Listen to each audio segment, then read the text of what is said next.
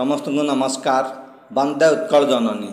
आमको प्रति जिनसर मूल कथा जानवा को पड़ो।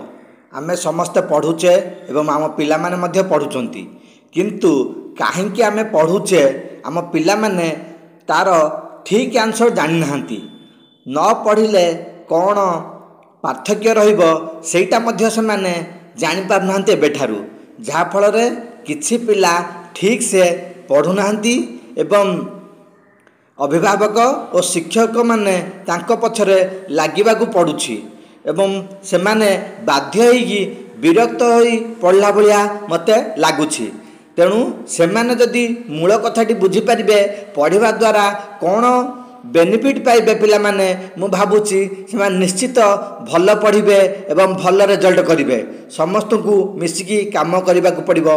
जय हिंद।